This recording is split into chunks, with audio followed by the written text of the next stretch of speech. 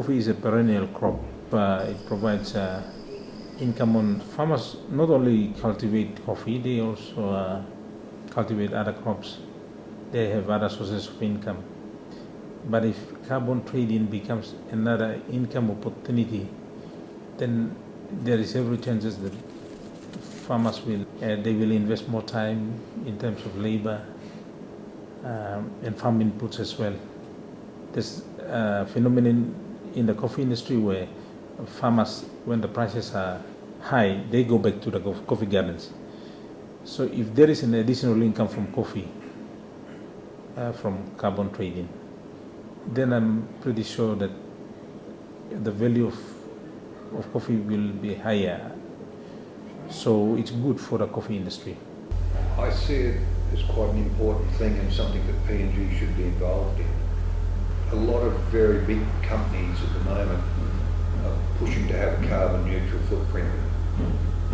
Starbucks, Nestle, and even our financiers, Ecom, have all made a commitment to become carbon neutral. It's going to be a win for the farmers. And as you know, in PNG there's a lot of unemployment, unfortunately, and we do have a lot of land, and a lot of people can live off the land. A project like this isn't solely focused on carbon sequestration in coffee trees, but takes a broader approach, looking at the systems in which coffee is produced, so looking at soil, looking at shade. So these sorts of sustainable farming practices offer significant benefits beyond just the economic benefits that may come from trading carbon associated with coffee production. Because climate change is already imposing certain barriers in terms of opportunities for some people. We can already see in some traditional coffee growing areas, coffee is becoming unsuitable. It's not producing like what it used to be in the past. Maybe it has become drier, or there is increases in the pests and diseases, which is affecting production in the lower valleys, like Asaro Valley. In some cases, people are already removing coffees to plant something else, vegetables. So with land tenure, people are locked in where they are located. That in itself will be a problem, or they may have to introduce shade trees. So they create an environment like it's traditional environment. Coffee is a shrub that grows under a forestry. Then it can be able to produce. So our extension efforts, and then we will have to tailor it to suit what information we gather from climate change. Researchers will help us to formulate appropriate approaches. Reason why MONP is within supply chain ECTA, our job is to add value to farmers. In addition to that, MONP does handle certifications, coffee certifications. Certified, we have several, and being a supply chain ECTA, we try to add value to the livelihood of farmers. A carbon standard could be viewed as an add-on, a value add to these schemes that are already in place. And importantly, there's a lot of similarities between the two standards. So things like the supply chains that are developed for specialty coffee could also be utilized for a project that's involving carbon trading.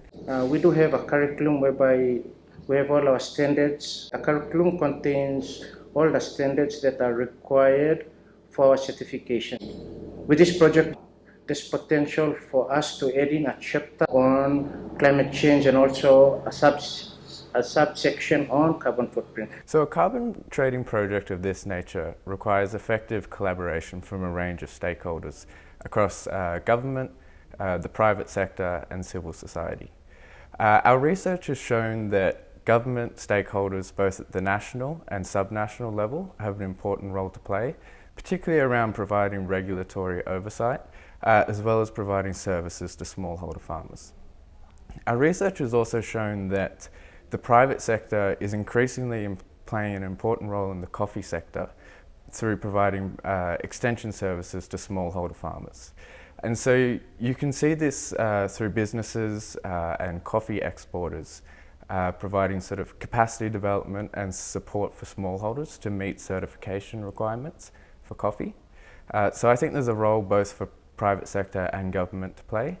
And of course, the farmers themselves need to be involved.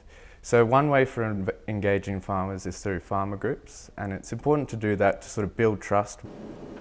In terms of private sector, we need to organize the farmers. That means they need to be established in a cooperative or an association or partnerships. We're talking about is carbon. Monies that will come, we need to have a very clear guidelines as to how it should go. Develop systems that it must go straight to the farmers who's supposed to get it. So we will have to create systems like policies and guidelines and all these things that comes with it. So currently a lot of the policies in place governing carbon trading in PNG are in a draft form. So we believe that clearer and formalised policies as well as a supporting regulatory environment are needed for a project like this.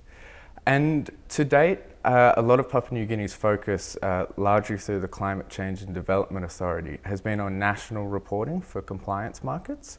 And so there hasn't been that much in the way of carbon trading projects that are targeting voluntary carbon markets. So a stronger track record of projects that are targeting voluntary markets would help create interest and the capacity there for projects like this. This project is very, very beneficial, and we are pleased to be part of it, yes. Because it also helps us at the end of the day. We're trying to control the actual quality of coffee going out, but then at the same time trying to ensure that the farmers are well compensated for the coffee that they give.